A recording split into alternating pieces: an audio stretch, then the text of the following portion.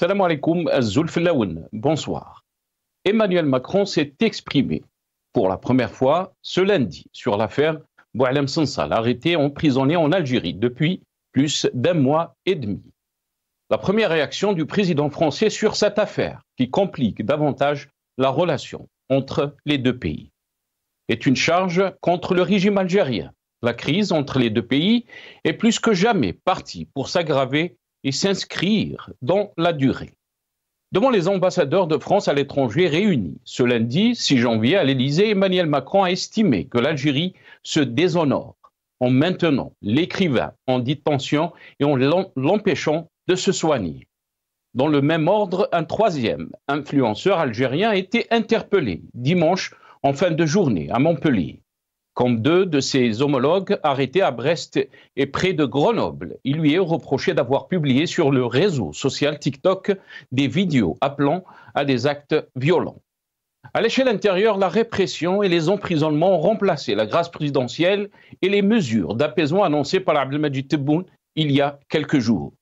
Fethi Gharras, coordinateur national et membre du bureau national du parti MDS, suspendu sur décision de justice, et son épouse Chebella Mesouda ont été jugés hier par le tribunal de Baïnem.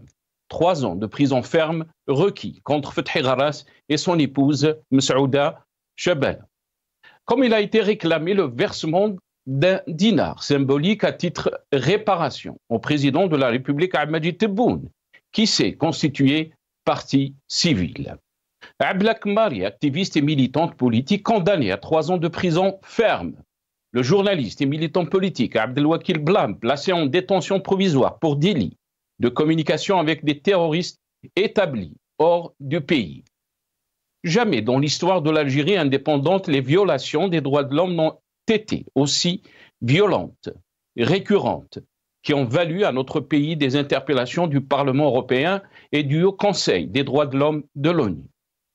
Aucun projet économique ni modèle de développement, une société tétanisée, incapable de résister à ce qui s'apparente à de la terreur. La situation politique du pays interroge. La crise que vit l'Algérie, tant sur le plan politique que sur le plan économique et social, nous indique, sans l'ombre d'un doute, que nous allons à une catastrophe. En effet, 4 mois après le désaveu populaire du 7 septembre 2024, où toute l'ingénierie de la fraude électorale a montré ses limites, l'Algérie est restée en panne d'idées, en panne de gouvernance, sans projet ni cap. Voilà l'environnement dans lequel évolue notre pays. L'Algérie de Tebboune inquiète au plus haut niveau. Nous débattrons avec nos invités de toutes ces questions et de toutes ces contradictions, juste après cette petite intro.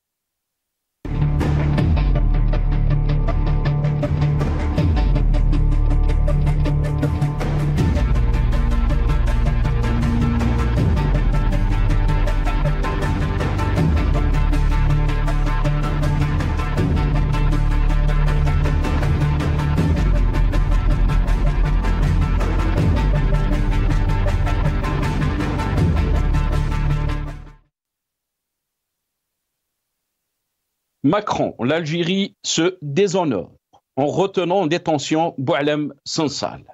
C'est le titre de notre émission pour ce soir. Et pour en parler, j'ai le plaisir d'accueillir dans cette émission Dr Sid Ahmed Sidi Mned, expert senior auprès des Nations Unies.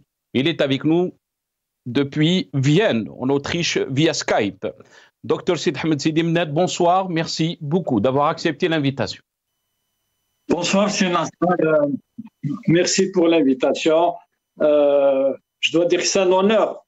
Enfin, je peux échanger avec Nassar, que je vois très souvent sur le Marabia. Un jour après mon anniversaire, c'est un joli cadeau que vous me faites. Très honoré, docteur aussi Sid Ahmed Sidi Mned, beaucoup de respect. Très honoré aussi de vous avoir dans cette émission. Je vous souhaite une très bonne anniversaire et Inch'Allah beaucoup de santé et tous mes meilleurs vœux pour cette nouvelle année. Merci beaucoup, docteur. Omar El Mokhtar, il est avec nous aussi depuis Paris, par téléphone. Omar El Mokhtar, qui est militant politique, il est avec nous depuis Paris par téléphone. C'est Omar, bonsoir. Merci beaucoup d'avoir accepté l'invitation. Merci, c'est moi. Bonsoir Nassar, bonsoir à tes invités et aux auditeurs d'Al Magharibia. Merci beaucoup, c'est Omar. Merci d'avoir accepté l'invitation. Très honoré aussi d'avoir avec nous Ali Djoudi, qui est président de l'ONG Riposte Internationale, une ONG donc, qui défend les libertés, aussi les droits de l'homme. Ali Djoudi, bonsoir. Merci beaucoup d'avoir accepté l'invitation. Merci, Nassar. Bonsoir. Bonsoir aux invités. Bonsoir aux auditeurs de la télévision de Magharibia. Merci beaucoup, Ali Djoudi. On va commencer bien sûr par ces déclarations du président français Emmanuel Macron pour la première fois. Emmanuel Macron a réagi donc à l'arrestation de Boualem Sansal. On va l'écouter dans ce passage et je reviens juste après à mes invités. Et en disant cela, j'ai une pensée singulière pour un combattant de la liberté, écrivain, franco-algérien, qui est Boualem Sansal. Il est détenu de manière totalement arbitraire par les responsables algériens. L'Algérie que nous aimons tant et avec laquelle nous partageons tant d'enfants et tant d'histoires entre dans une histoire qui la déshonore, a empêché un homme gravement malade de se soigner. Et ça n'est pas à la hauteur de ce qu'elle est. Et nous qui aimons le peuple algérien et son histoire, je demande instamment à son gouvernement de libérer Boualem Sansal. Voilà, des mots très forts de la part du président français Emmanuel Macron. L'Algérie, donc, se déshonore. Vous l'avez donc écouté dans ce passage. Docteur Sid Ahmed Sidi Mnad, je commence cette émission avec vous. Cette première sortie, cette première réaction d'Emmanuel Macron par rapport à l'affaire Boualem Sansal. Il a utilisé des mots forts, le mot déshonneur. Comment peut-on lire donc ces déclarations d'Emmanuel Macron concernant l'affaire Boualem Sansal? Ça pourrait être franc avec vous, je suis partiellement déçu, si j'ose dire, de la sortie du président Macron.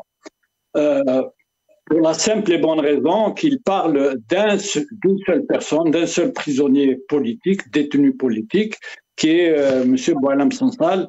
Et avec tout le respect que je lui dois, il ne peut pas être l'arbre qui cache la forêt. Lorsque M. Macron parle de pensée pour le peuple algérien et ne parle que de Boualem Sansal, moi je me pose la question de quoi parle-t-on, et il dit que ce n'est pas à la hauteur du gouvernement algérien, comme il le dit lui-même, mais ses propos ne sont pas non plus à la hauteur du gouvernement français qui défend la démocratie, les libertés individuelles et collectives, etc. Il sait très bien ce qui se passe en Algérie. Non seulement cela, avec tous les événements que même la diaspora a organisés au cœur même de la France, à Paris, M. Macron n'avait pas prononcé des mots pour le peuple algérien qu'il aime.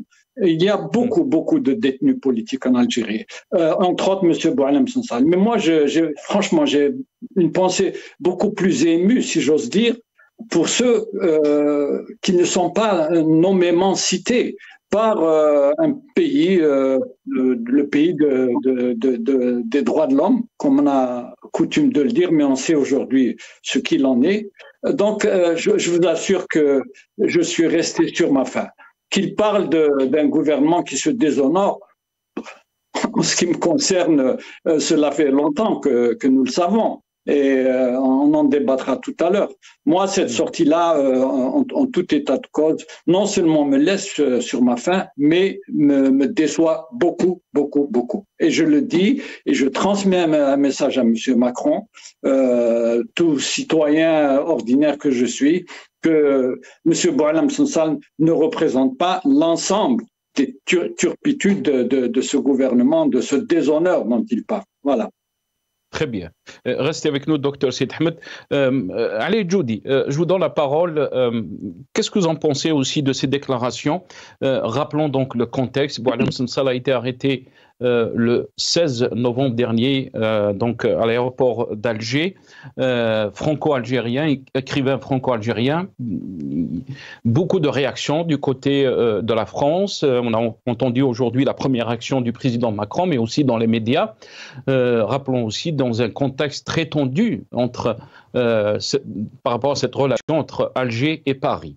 3 influenceurs algériens qui ont été arrêtés en France donc ces derniers jours. Cette sortie de Macron, comment peut-on la lire? Et les mots qu'il a choisis, Ali El-Djoudi, il a parlé, il a dit l'Algérie se déshonore donc en retenant en détention Boualem Sansal. Un mot très très fort à l'égard du régime algérien. Ali El-Djoudi. Oui, ben, c'est des propos violents. C'est des propos violents vis-à-vis d'un régime qui refuse de respecter le SMIC, le minimum syndical des libertés individuelles. Un cas comme Boualem Sansal, qui n'a jamais été dans l'opposition. Je le dis, Boualem Sansal est un cadre de l'État algérien. Il a tout le temps été un décideur dans un ministère, dans un grand ministère en Algérie. Il a fait la propagande du régime algérien durant la décennie noire. Donc, on n'a pas trop entendu sur les détenus, ni sur le Hirak durant les 5 années passées, mais seulement, Boualem Sansal s'est exprimé, donc il a extériorisé des idées. L'idéal, c'est de le contredire, d'apporter de provoquer un débat contradictoire pour contredire les propos de Boualem Sansal. Malheureusement, le pouvoir algérien ne maîtrise rien en termes de dialogue, en termes d'approche. Tout ce qu'il maîtrise, c'est la violence, c'est la répression. Et donc, au lieu d'inviter Boualem Sansal sur un plateau de télévision avec d'autres écrivains algériens, historiens, un simple étudiant terminal peut contredire Boualem Sansal. Personne ne peut croire que Tlemcen est un territoire marocain. Même si je ne partage pas l'approche idéologique de Msali El-Hajj, mais il reste le père du nationalisme algérien. Il est issu de cette ville. Donc, mais malheureusement, je le redis, Boualem Sansal a été kidnappé d'abord, il n'a pas été arrêté, il a été kidnappé pendant une dizaine de jours, sa famille s'inquiétait, aucune structure, aucune instance officielle, le ministère de l'Intérieur, des Affaires étrangères, ni la justice n'a pu informer la famille du lieu de détention de Boualem Sansal. Et un lynchage gravissime, un président d'un État qui paraît un citoyen d'un enfant sous X, tout simplement. C'est grave, alors qu'un président d'un État et les présidents, je m'excuse du mot, même des plus bas, des citoyens des plus bas étages, pour ne pas utiliser d'autres termes. Mais malheureusement, ils ne maîtrisent que la violence. Donc, j'estime que le débat a été faussé dès le début, et cette guerre qui dure depuis des années maintenant entre le gouvernement algérien et le gouvernement français, moi j'estime que il y a plus de 250 détenus en Algérie. Il y a plus, alors il y a un communiqué de la présidence qui a annoncé une amnistie. Sauf que depuis cette date, il y a eu 14 mandats de dépôt, 4 contrôles judiciaires, 22 arrestations, 14 mandats de dépôt et 4 contrôles judiciaires. Et sur les 22 qui étaient prévus de sortir, qui étaient les prisons, il n'y a eu que 7 qui ont retrouvé leur liberté. Donc malheureusement, c'est des déclarations mensongères, c'est de la poudre aux yeux, le pouvoir ne fait que gagner du temps et mener sa politique qu'il mène depuis des années, la politique de la Fitonava. Très bien, restez avec nous, Ali Djoudi. Omar Et Mokhtar, je vais revenir vers vous. Qu'est-ce que vous en pensez, bien sûr, de ces déclarations, les déclarations donc pour la première fois du président français Emmanuel Macron à l'encontre du régime algérien et par rapport à cette affaire de Boualem Sansal, mais aussi ces influenceurs qui ont été arrêtés en France. Un troisième influenceur a été arrêté dans la ville de Montpellier. On va écouter donc Soundbite 8, nos amis de la régie, pas le 9, désolé. On va écouter donc dans ce passage ces influenceurs donc, qui ont appelé à la violence, contre bien sûr les militants politiques opposants au régime algérien. On va écouter dans cette petite vidéo donc petit passage de ces appels à la violence de ces influenceurs algériens qui vivent en France. خرج بريمي جونفي وتخرج تيري قشون قريحه تيري حبات يهضروا تتبون شقيعه تيرو هادو بيخلطوا لنا البلاد. خرج هنا في فرنسا في باريس واللي يخرج في البلاد تيرو. انا نعطيكم حق تيرو لبغات خوتي تيري شريكي كاش من هادو بيخلطوا البلاد اللي رانا عايشين فيها مخلصتهم والبلاد اللي الدوله يتبعوني تيري. الرئيس تبون هذه من عندنا اخويا قتل اللي يخرج بريمي جونفي راه يعني والسلام. Voilà, donc un troisième influenceur a été arrêté en France dans la ville de Montpellier. Les déclarations de Macron aujourd'hui, pour la première fois, par rapport donc à l'affaire Boualem Sansal. Omar Et Mokhtar. Alors, je dirais, l'Algérie se déshonore. Je suis en même temps content et triste. Content que la France enfin change de position par rapport à la mafiocratie d'Alger. C'est très bien, c'est un début. C'est vrai que Boualem Sansal, votre invité parle de l'arbre qui peut cacher la forêt. C'est vrai que la France a trop attendu, elle a même soutenu Tebboune pour son deuxième mandat et Macron a félicité Tebboune avant même que les résultats officiels soient connus. D'abord, on n'a pas de résultats jusqu'à aujourd'hui, c'est une honte. Mais c'est très bien que la France se démarque du régime algérien. Mais aussi Omar Et Mokhtar, c'est le seul président qui a qualifié aussi le système algérien de système politico-militaire qui a été affaibli par le Hirak.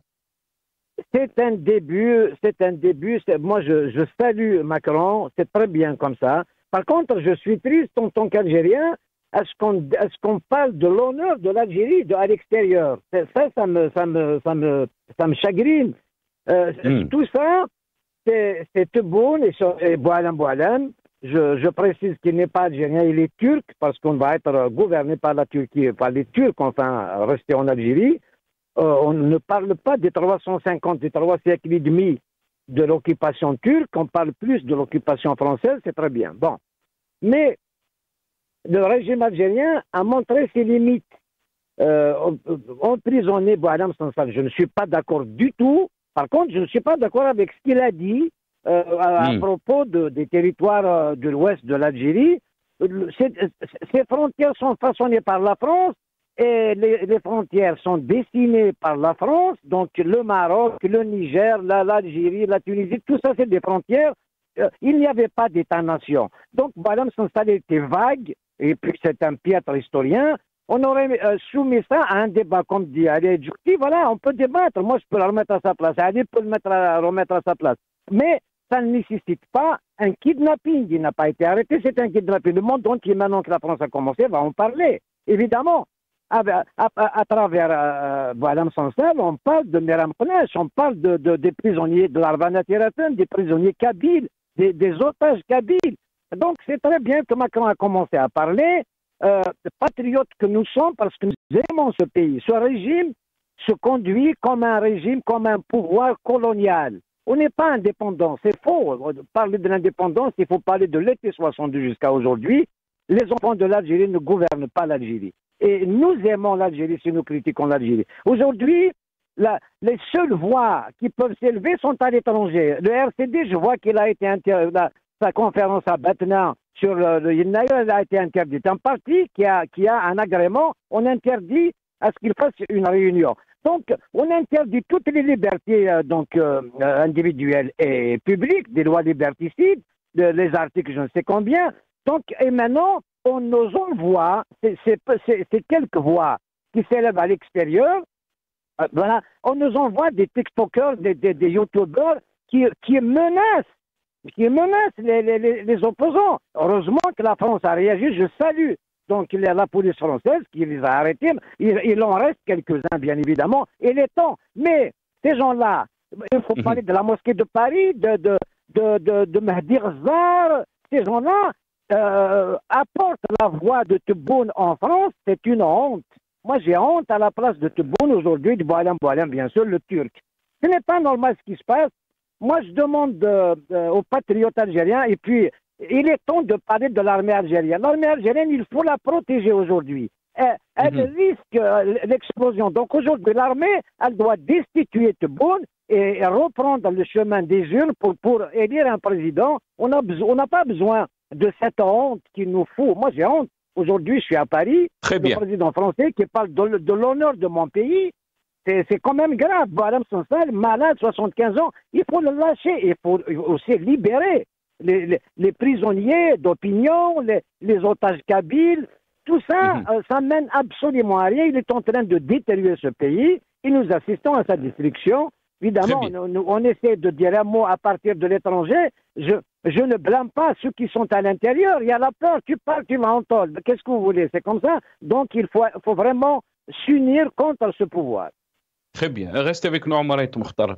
Je n'ai pas compris pourquoi vous avez dit les otages kabyles, puisque vous avez parlé donc des détenus d'opinion, des détenus politiques.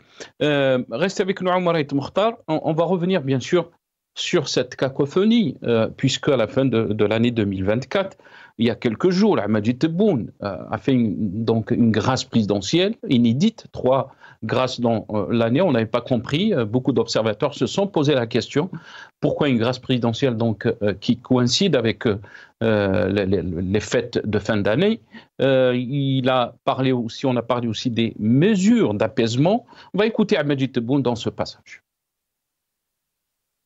لقد وعدت الطبقة السياسية للبلاد بفتح حوار لتعزيز أولا استقلالنا وتقوية الجبهة الداخلية كما التزمت بذلك حوار يكون في مستوى الرهانات الداخلية ومنطلقا من إدراك الجميع في هذه المرحلة الدقيقة وسيكون الحوار الوطني كما نأمل ذلك عميقا وجامعا وبعيدا عن الاستنساخ الخطابي وسيكون ذلك إن شاء الله بصفة منظمة باش ننطلق انطلاقة جديدة في إعادة بناء هرم الدولة مرفوقا بتعزيز الحقوق الأساسية دولة الحق والقانون وبداية الديمقراطية الحق بإجراءات عفو رئاسي وتدابير تهدئة Voilà, donc les déclarations de Ahmadie Tebboune devant les membres des deux chambres. Il a parlé d'un dialogue national. On est en train de constater que c'est tout à fait le contraire qui se passe sur la scène politique en Algérie, l'arrestation du journaliste Abdelwakil Blam, la condamnation de Fethi Gharras et son épouse. On va écouter donc dans ce passage de l'ENTV aussi les accusations contre le journaliste et militant politique Abdelwakil Blam. توقيف المدعو بعين واو. وبعد استغلال الهاتف النقال لهذا الأخير تبين قيامه بعدة اتصالات ومراسلات مع بعض الإرهابيين المتواجدين خارج التراب الوطني. وقد تم تقديم المعني أمام نيابة الجمهورية اليوم لدى محكمة الشراقة، حيث تمت متابعته بموجب طلب افتتاحي لإجراء تحقيق لارتكابه جناية المشاركة في تنظيم إرهابي مع معرفة غرضه ونشاطه، وجنحة نشر أخبار كاذبة بين الجمهور من شأنها المساس بالأمن العمومي والنظام العام، وجنحة المساس بسلامة الوحدة الوطنية. Voilà, donc vous avez entendu ces accusations contre le journaliste Abdelwakil Blam. Là, on va vous faire passer le poste de Khaled Drani, le journaliste Khaled Drani, qui a été accusé aussi par Abdelmajid Tebboune de Khabarji, le journaliste et militant politique Abdelwakil Blam, placé en détention provisoire selon l'avocat Abdelghani Badi, décision incompréhensible et condamnable. Le Matin d'Algérie, le journal Matin d'Algérie a donc titré Abdelwakil Blam, placé en détention provisoire pour délit de communication avec des terroristes établis hors du pays. Aussi, on va revoir le poste qu'a fait aussi notre Abdelaziz Rahabi, l'ancien diplomate. Abdelaziz Rahabi, les Algériens satisfaits ou pas forment le même peuple. L'État doit apaiser, réunir et faire converger les opinions divergentes vers un destin commun. Historiquement et dans le long terme en politique, le tout sécuritaire n'a jamais rien réglé, ni chez nous, ni ailleurs. Le RCD aussi, on peut lire dans le journal Le Matin, le RCD condamne l'interdiction d'une conférence sur Yennayer à Batna. La militante et activiste aussi Abla Kmari, qui a été condamnée à 3 ans de prison ferme, aussi donc Fethi Gharras, coordinateur donc du MDS, qui a été dissous par les autorités algériennes, parti MDS, donc, et son épouse ont été condamnés à 3 ans de prison ferme. Docteur Sid Ahmed, dans un contexte pareil, est-ce qu'on peut parler de dialogue national? Est-ce qu'on peut parler de mesures d'apaisement? Écoutez, Nasser, moi je me suis déjà exprimé sur vos antennes sur cette histoire de dialogue qui n'en finit pas en fait. Je dis c'est une façon de donner du temps au temps, on l'a compris. Moi, lors de mon passage au FFS au début des années 90 à l'exécutif, je peux vous dire que j'ai assisté à au moins 5 tentatives de dialogue qui se sont toutes soldées par des échecs cuisants. Le plus grand dialogue, ça a été à Djnel Mitab.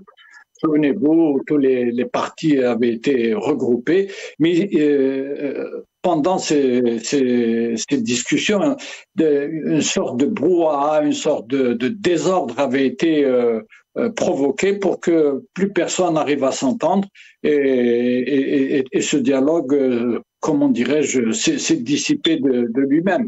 Il y a eu des tentatives de négociation, je dirais, entre guillemets, dans des palaces en Suisse avec le FFS et qui avaient regroupé des généraux qui disaient qu'ils avaient le pouvoir et qu'ils étaient des décideurs avec des promesses à n'en pas finir et c'est toujours terminé en queue de poisson. Aujourd'hui, comme hier, comme avant-hier, on nous agite le drapeau du dialogue. Bon, on sait très bien que c'est une tentative, encore une fois, excusez-moi du terme, d'arnaquer le peuple. Parce qu'on nous arnaque d'une manière continue. Et moi, dès le départ, en toute franchise, sans vouloir me donner une quelconque importance, parce que je ne suis pas un politicien, moi je suis un scientifique, mais cette histoire du dialogue, je n'y ai pas cru un seul instant. Et la preuve, c'est que en même temps que ce dialogue, des arrestations à n'en pas finir, des arrestations honteuses. Et c'est la honte, c'est là où je ressens de la honte. Et non pas ce que me dit le président français. D'ailleurs, j'ouvre une parenthèse en disant à vos invités, une fois que, imaginons un instant que Boualem Sansal soit relâché. à la demande du gouvernement français. Vous croyez que Macron va continuer à dire des choses pas trop gentilles à l'égard du pouvoir algérien, voire à l'égard du peuple algérien? Je ne crois pas. Donc, souvenons-nous tout ce que le peuple algérien a accompli, ne serait-ce que depuis 2019 à ce jour, les médias français, le président Macron, toutes les instances françaises n'ont pas dit un seul mot, comme si nous n'existions pas. Il y avait des milliers de marcheurs à la place de la République. C'est des fantômes. Personne ne s'intéressait à eux et je ne me souviens pas qu'il y ait eu un compte-rendu sérieux sur toutes ces manifestations pour justement demander l'indépendance de l'Algérie, parce que c'est ce que le peuple algérien et également sa diaspora demandaient. Donc tout ça, moi, m'interpelle et je me dis où va-t-on comme ça?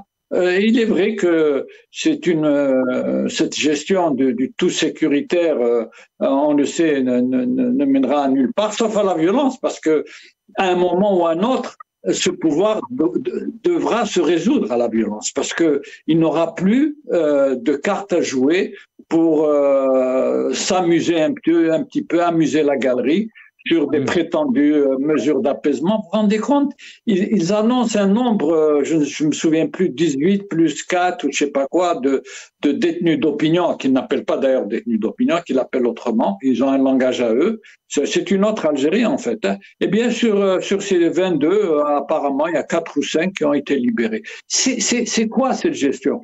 On a tendance à croire qu'elle est bicéphale, mais moi je n'y crois pas trop.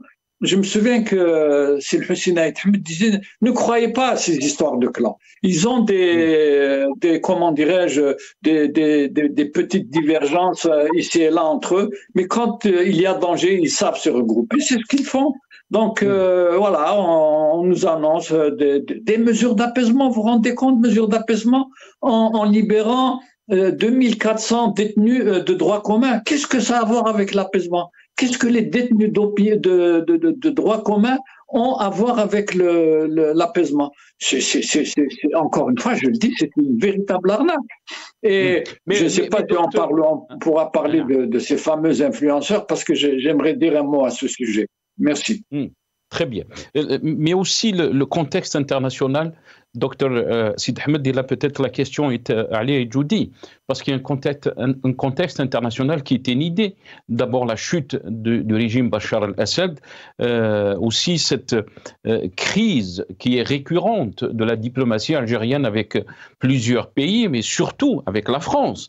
On n'a jamais, on va voir donc, si c'est possible, nos amis de la régie, ce petit poste de Farid Alilet, le journaliste. L'Algérie se déshonore en détenant et en empêchant un homme gravement malade de se soigner, dit Macron, qui demande la libération de Boualem Sansal en 20 ans. J'ai rarement entendu un président français lâcher des propos aussi cinglants. On franchit un nouveau palier dans l'escalade. Donc c'est ça le contexte dont évolue notre pays. Non seulement on est en train de parler de la situation intérieure, mais aussi de la situation extérieure. La venue de Trump, Trump va prendre office le 20 janvier prochain. On est à 2 semaines, mais pas 2 semaines. Donc, et on sait très bien donc les positions de Trump et sa politique qui est très agressive, si on peut dire. Bien sûr, et peut-être c'est des facteurs qui inquiète le régime algérien. On va écouter dans ce passage, la situation n'est pas seulement inquiétante du côté des militants politiques, des opposants politiques, mais aussi des politiques ou des chefs de partis qui ont participé à la dernière élection présidentielle. Le chef du MSP, il déclare ceci. ولا نقبل في وطن يسعى إلى الاستقرار ويسعى إلى جعل أبنائه يعيشون ويتعايشون إيجابيا مع كل قضاياه أن يكون هذا الوطن فيه خرق للحريات أو اعتداء أو مساس للحريات خارج إطار القانون. لا ينبغي أن يمس الصحفي أو السياسي أو الإعلامي أو الجمعية أو المنظمة أو أي ناشط سياسي يقدم رأيا مهما كان هذا الرأي أن يتعامل معه خارج إطار القانون. Voilà, donc Abdelali Hassani, vous l'avez entendu dans ses déclarations. Ali Djoudi, la question est à vous, bien sûr. Est-ce qu'on est face à une situation inédite par rapport à la situation que vit notre pays, Ali Djoudi? Beaucoup ont peut-être été réjouis des déclarations de la grâce présidentielle, des déclarations du dialogue national, des mesures d'apaisement. Mais malheureusement, cette nouvelle année a commencé avec des emprisonnements, de la répression. Votre avis, Ali Djoudi? Oui, vous savez, c'est l'éternel recommencement. Donc, il n'y a rien de neuf dans tout ce que vous avez cité. Depuis des années, depuis Zerouel, depuis le coup d'État de 1991, et le pouvoir a initié une série de dialogues. Et avec des personnalités nationales comme Madani Mzrek, comme le président de l'association du boulisme. Donc, vous savez, le dialogue, c'est une belle chanson. Le pouvoir est un spécialiste de manipulation. Il dénature la forme de l'initiative et la vie de sa substance, il nous la représente sous une autre forme. On était dans le code des réconciliateurs, on était dans le code de la réconciliation nationale des années 90. Eh bien, Bouteflika a voté la concorde civile pour pardonner aux criminels, aux terroristes, ceux qui ont égorgé, sont devenus d'ailleurs des personnalités nationales comme Madani Mzrek. Et jamais les victimes ont été, c'est-à-dire satisfaites, ni ils ont eu la chance de voir les bourreaux de leurs enfants devant eux, jugés. Malheureusement, c'est la nature de ce pouvoir. Depuis l'arrivée de Tebboune, on cesse de parler du dialogue. Mais est-ce qu'un jour, il y a eu réellement un dialogue? Deuxièmement, quand ils vous disent il y aura un, ça sous-entend qu'actuellement, ça sous-entend que la situation bouillonne. Et le pouvoir reconnaît que puisqu'il faut des initiatives d'apaisement, c'est-à-dire la situation n'est pas apaisée. Mais le pouvoir refuse de dire que c'est l'instabilité, c'est la rupture entre le gouvernement et le peuple, et aucun gouvernement à l'échelle planétaire ne peut réussir son programme si son peuple n'adhère pas à sa politique.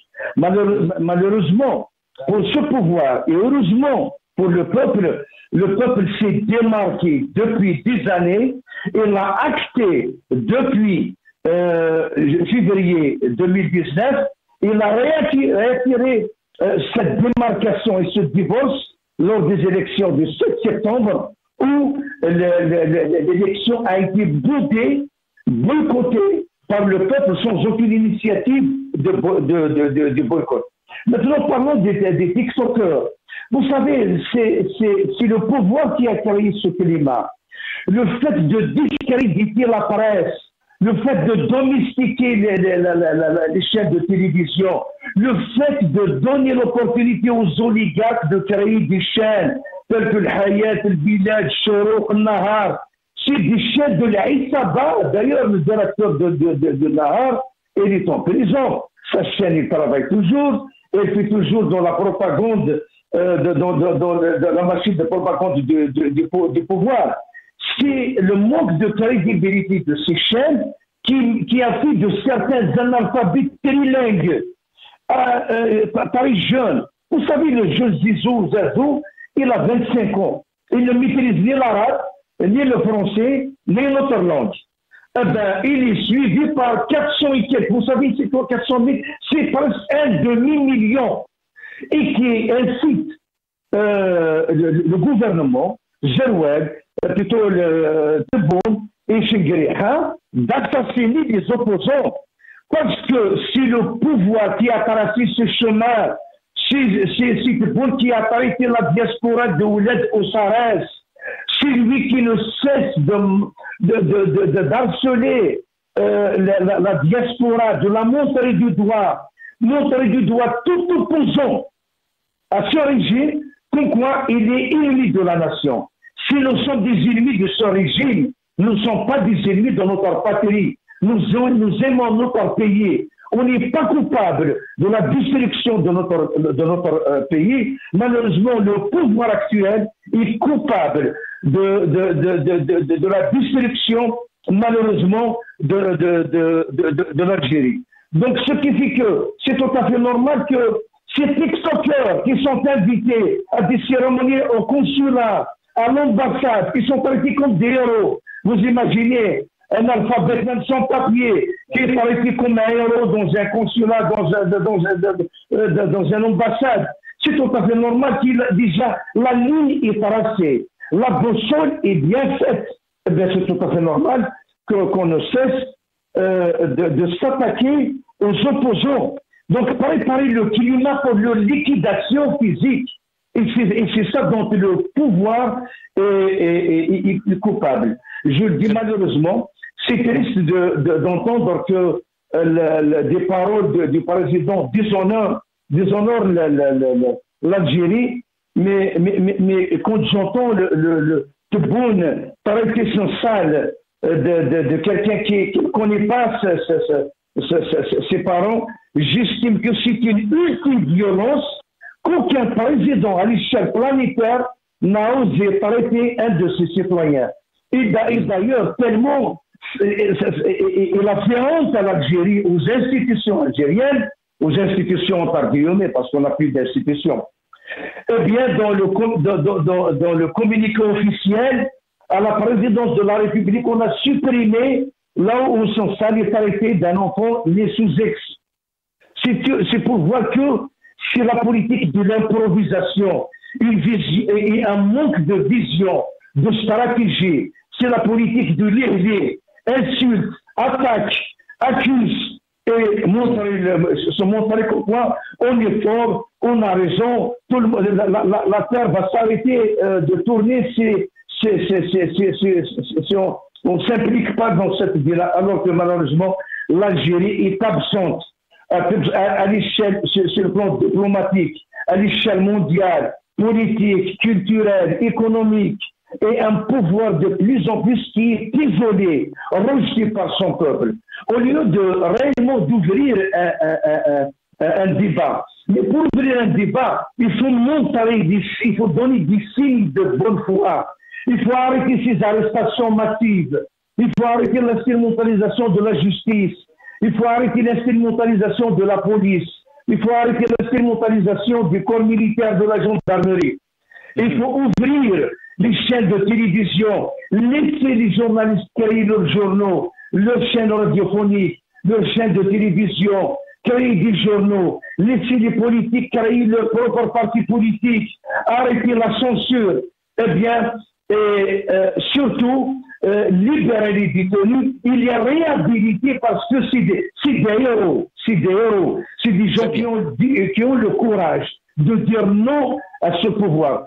Eh bien, ce n'est que comme ça que des signes de bonne foi et une vraie ouverture que le peuple pourra avoir un dialogue. Sinon, Ahmed l'a si bien dit, c'est le dialogue du loup avec sa queue. Merci. Merci beaucoup, Ali Djoudi. Docteur Sid Ahmed Sidi Mnad, dernier, je vais terminer ces quelques minutes avec vous. L'Algérie est en perte d'influence à l'échelle extérieure, sur le volet international, des crises avec la France, des crises aussi avec d'autres pays. On a vu le communiqué du Mali dernièrement, donc qui était très violent à l'égard des autorités algériennes. Le régime algérien qui a montré, si on peut dire, ses limites par rapport à la gestion économique, mais aussi sociale. Depuis 2019, l'Algérie est en train de s'isoler à l'international, mais aussi à l'intérieur. On est en train de monter les Algériens contre les autres. Est-ce que cette situation vous inquiète?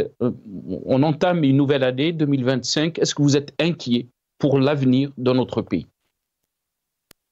Si je ne suis pas inquiet, c'est que je ne suis pas un citoyen algérien. Bien sûr que ça m'inquiète au plus haut point. Moi, je le dis et je continuerai à le dire, nous sommes dans une situation de non-gouvernance. C'est toute la différence qu'il y a avec un pays qui essaye, malgré tout, de faire un certain nombre de choses, soit à l'intérieur, soit à l'extérieur du pays. On voit très bien que les réactions d'abord de ce pouvoir vis-à-vis de toutes les crises auxquelles on assiste, eh bien, c'est des réactions, je dirais, épidermiques, qui n'ont rien à voir avec la diplomatie, qui n'ont rien à voir avec les intérêts de l'Algérie. Et cet isolement, je me demande parfois s'il n'est pas fait sciemment, pour qu'à un moment donné, on dise, voilà, on est cerné de toutes parts et créer donc un climat d'insécurité, de violence, etc. Moi, je pense que c'est à ça que ce pouvoir veut aller, parce que tout le monde le sait, c'est un pouvoir qui est un grand spécialiste de la gestion de la violence. Il ne sait gérer que ça. Politiquement, on n'est pas du tout dans les clous. Économiquement, il n'y a pas d'économie. L'Algérie n'a pas d'économie, à part celle de la rente. Et d'ailleurs, on va continuer avec les exploitations très prochaines des mines, certainement aussi du gaz de schiste. C'est de la rente. C'est inviter toutes les multinationales voraces à venir creuser chez nous, prendre ce qu'il y a à prendre pour l'exportation, donner quelques royalties aux uns et aux autres. Et voilà, on va continuer la gestion de la rente. C'est tout ce qu'ils savent faire. Moi, je me souviens d'un ministre, d'ailleurs, qui était issu du FFS, ministre des Finances, qui disait « L'Algérie n'a pas besoin d'un ministre des Finances. L'Algérie a besoin d'un bon expert comptable ou tout simplement d'un comptable pour comptabiliser les rentrées d'argent et également les sorties, ce qu'on donne à tous les secteurs d'une manière, comment dirais-je, désordonnée parfois, parce qu'il n'y a pas vraiment d'analyse des besoins de chaque secteur, que ce soit l'éducation, la justice, la santé, etc. Et bien sûr, une grosse partie va dans la corruption, dans l'achat de ce que j'appelle moi toutes ces petites mains qui soutiennent le pouvoir. D'ailleurs, il faut qu'un jour on puisse faire appel à ces petites mains en leur disant arrêtez parce que c'est vous-même qui êtes cause de la destruction de ce pays. Et on peut penser à plein de petites mains, comme je le dis, qui grâce à elles, ce pouvoir continue d'avoir un semblant de fonctionnement. Donc on est dans une zone de non-gouvernance. Donc comment voulez-vous qu'à l'extérieur, il y ait une sorte de drapeau hissé par l'Algérie pour telle ou telle cause? Il n'y a que des paroles. C'est le bluff généralisé, que ce soit à l'intérieur, que ce soit à l'extérieur. D'ailleurs, à l'extérieur, tout le monde le sait. Qui aujourd'hui fait cas des positions de l'Algérie. Un pays comme le Mali qui nous doit beaucoup, il faut le dire. Moi, je suis allé au Mali, je ne sais plus combien de fois, pour des missions de coopération ou d'aide technique, etc. Et aujourd'hui, le Mali, un responsable malien écrit ce genre de mots durs envers l'Algérie, en fait, envers le pouvoir, mais on se sent concerné. Et ça m'inquiète beaucoup. Je me dis, est-ce que nous ne sommes pas proches d'une éruption de violence et qui va nous emporter tous? Moi, c'est ça qui m'inquiète. Merci beaucoup, Dr Sid Ahmed Sidi Mennad. Je rappelle que vous êtes expert senior auprès des Nations Unies. J'étais très content de vous avoir dans cette émission, honoré, mais aussi vous m'avez appris que votre anniversaire c'était hier. Donc je vous souhaite de ma part, Inch'Allah, longue vie et beaucoup de santé docteur. Barakallahu fik. Merci beaucoup. Merci aussi à Omar Mokhtar, militant politique qui est avec nous. Merci. Ali Djoudi, président de l'ONG Riposte Internationale. Merci à vous, chers téléspectateurs, d'avoir suivi cette émission. On vous laisse avec cette déclaration de Macron. Qawwa ala khair.